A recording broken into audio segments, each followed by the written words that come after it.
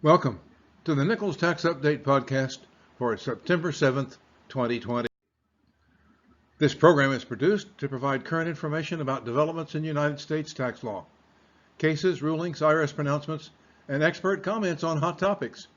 You are receiving it as a member benefit from the South Carolina Association of CPAs. My commentary is necessarily brief, and you should consult appropriate authority before taking a position on any item discussed in the program. I acknowledge the value of my subscription to Tax Notes Today, the preeminent source of information for tax professionals in preparation of this program. What's in this edition? Always a good question. 9 items, I think, this week. Payroll tax deferral guidance, a dispute over a missed Section 1398 election, a bankruptcy election, is going to trial to see which of the client's advisors was responsible for the missed election. Convertible virtual currency is taxable as ordinary income. And then the IRS reports the first settlement of a syndicated easement case. Next, a transaction lacked economic substance, a classic structured transaction. A lawyer put a deal together, didn't work out so well. Then the IRS announces a website on the BBA partnership audit regime, the Bipartisan Budget Act, which replaces TEFRA. The 11th Circuit holds a tax accounting malpractice award is taxable. The $800,000 they got from Grant Thornton is going to be taxable income. And the IRS issues a Q&A on retirement provisions in the Secure Act. Is the IRS choosing this method to give us guidance? And finally, an IRS veteran warns of an avalanche of corporate NOL claims due to changes in the net operating loss provisions in the Secure Act, a 5-year carryback for corporations' net operating loss carrybacks. Well, it sounds like it'll be interesting. Payroll tax deferral guidance is in Notice 2020-65. Here, the IRS explains the authority for employers to defer the withholding, deposit, and payment of payroll tax obligations on applicable wages, and we'll find out what applicable wages are in just a minute. The guidance provides the deadline for those employers to withhold and pay applicable taxes on wages paid to an employee in the period from September 1st, 2020 through December 31st, 2020 is postponed until the period beginning on January 1, 2021 and ending on April 30th, 2021. The Notice 2020-65 continues to define applicable wages for us. Applicable wages means wages as defined in Section 3121A or in 3231E paid to an employee on a pay date during the period beginning on September 1st, 2020 and ending on December 31st, 2020, but only if the amount of such wages or compensation paid for a biweekly pay period is less than the threshold amount of $4,000 or the equivalent threshold amount with respect to other pay periods. So this is for taxpayers whose annual salary is in the $52,000 range. Let's see, $4,000 for bi-weekly. Let's see, there would be, no, that's more than that. There'd be $4,000 times 24, 84, about 95, maybe $95, $100,000 in that range. Those employees can forego withholding of Social Security taxes for the last quarter and catch up in the first quarter of next year, an attempt by the administration to enhance their cash flow. Advisors are liable for a missed 1398 election. Nobody likes this one. Curtis James Jackson III is insolvent. He had an advisor, GSO Business Management LLC. He fired him. But he's in bankruptcy, and you can't just hire and fire. You got to get the court's approval. So he fires GSO Business Management LLC. He's got a 1398 election that's going to be due in the middle of November. He terminates the old advisor the 1st of November and appoints a new one. But the judge doesn't approve the new one until the end of November. So Mr. Jackson's bankruptcy estate starts in the middle of November, and there was no cutoff of his to give him a short year, so that the tax liability for the short year becomes the liability of the bankruptcy estate. So whatever assets are in the bankruptcy estate can be used to pay his income taxes and get those out of the way.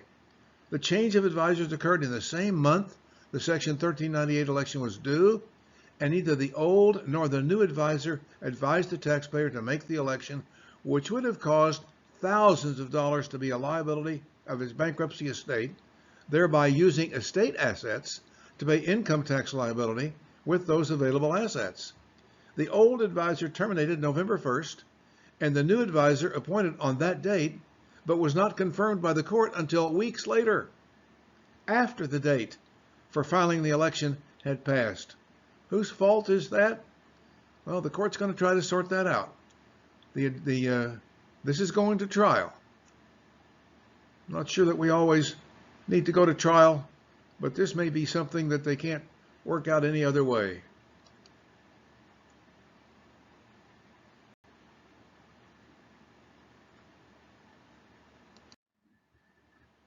Syndicated easement case settles. Ouch. Information release 2020-196 tells us the IRA, the Internal Revenue Service, thumping its chest with a major victory.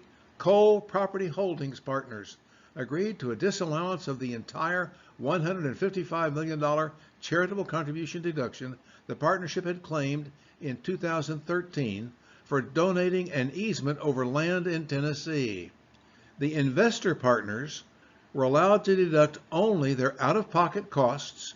They paid a 10% penalty and all income taxes due.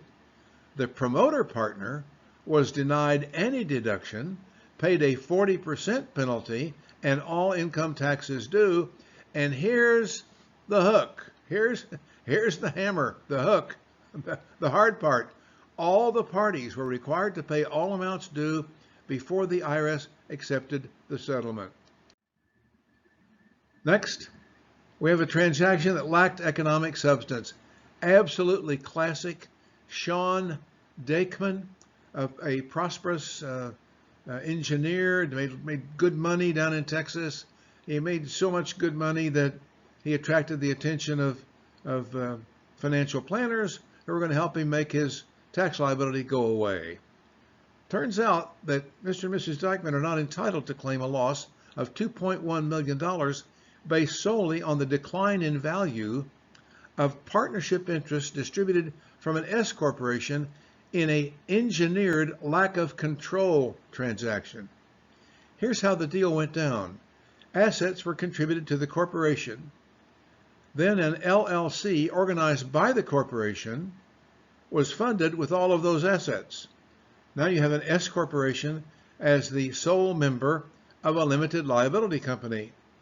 The S corporation then distributes minority interests in that LLC that are discounted. All this is happening within 1 week, by the way, within days. My reaction was, what? Are you kidding? If that sounds like a fast shuffle to you, you are correct. Tax Court Judge Elizabeth Paris, an appointee, a George W. Bush appointee, called the whole structured transaction a sham without economic substance. It was engineered for the purpose of creating paper losses for the appraised value of the minority partnership interests. Didn't work. Here's a website which contains information for the Bipartisan Budget Act partnership audit regime that we've talked about in this program several times. There's the link at the top of the slide. The IRS website is dedicated to the centralized audit regime when it walks taxpayers through the new procedural maze for audits under the BBA regime. A very useful exhibit, which is the heart of the website, compares various partnership procedures such as where adjustments assessments occur, showing under TEFRA, adjustments at partnership level, tax assessed at partner level, versus under the VBA, where both adjustment and assessment are at the partnership level. So you've got under TEFRA, adjustments at the partnership level with the tax assessed at the partner level. So the IRS had to go around and collect from each partner. Under the BBA, the IRS collects from the partnership.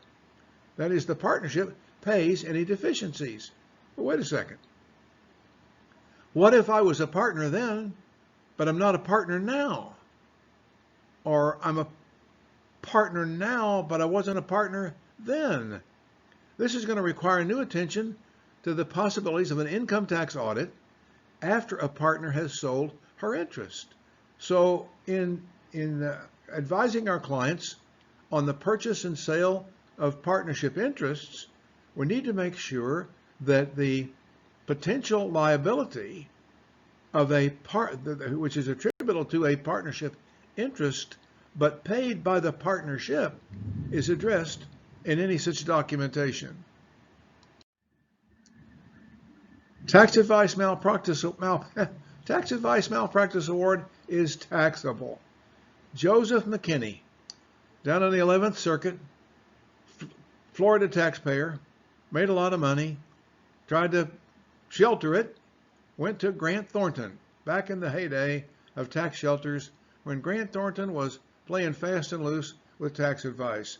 They have since reformed their tax department, I'm pleased to tell you, and the current managing partner is a staunch advocate of reasonable transactions structured to minimize income tax, but not to take advantage of loopholes in the law, or even try to. So they won $800,000 from Grant Thornton that advised them in a failed tax strategy that led to a $2.2 million tax liability. It had to do with forming an S corporation whose sole shareholder was an ESOP that worked and then it didn't work. And Grant Thornton forgot to tell the clients when it didn't work anymore. They also apparently forgot to file some of the documents. So they really screwed up. The clients spent $419,490 for legal fees. They paid taxes in excess of $2 million, some of which they would have paid anyway, now to be fair. But as is often the case, the recovery fell short of making the taxpayer whole. A valuable lesson for those who chase a tax deduction with no thought of what happens if it fails, or more likely, when it fails. Guidance on the Secure Act is offered by the IRS in question and answer format. Notice 2020-68 is in Q&A format on specific retirement plan provisions in the Setting Every Community Up for Retirement Enhancement Act, the Secure Act of 2019, and a side note, the Bipartisan American Minors Act of 2019 as well. It covers the new Section 45T credit for automatic contributions. That's an employer credit, a business credit that you can get for automatic contribution provisions in your plan. A provision allowing post-age 70.5 contributions to an IRA. Long-term part-time employees and their participation in 401k plans, what you can do and what you can't do. A new exception to the 10% additional tax on early distributions to pay for qualified birth or adoption. And finally, rules on difficulty of care payments. Not every state welfare department makes difficulty of care payments to family members who are caring for a disabled family member. California does, some other states do. If you receive difficulty of care payments, the question is, are they taxable or not? That question is answered in Notice 2020-68. And now to the 5-year NOL carryback for corporations, an article by William Hoffman in Tax Notes Today on September 4th, reporting on remarks by former IRS Commissioner Charles Rosati. The IRS, according to Commissioner Rosati, should expect a flood of C corporation tax refund claims next year, 2021, resulting from business losses during the COVID-19 pandemic. Commissioner Rosati warns of gigantic refund claims from corporations with gigantic losses. I guess you're going to have gigantic losses if you're shut down and for a couple of months, and then when you're allowed to reopen, you're restricted.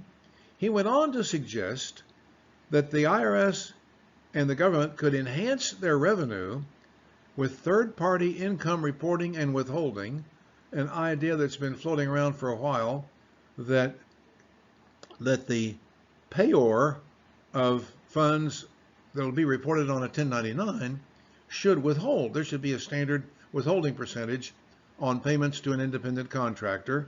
That idea may get some traction here. There's similar treatment of distributions from pass-through entities by the pass-through entity and the owners of the interests, and then comparing amounts reported to the IRS to amounts reported to banks. There's a good idea. To whom are you telling the truth?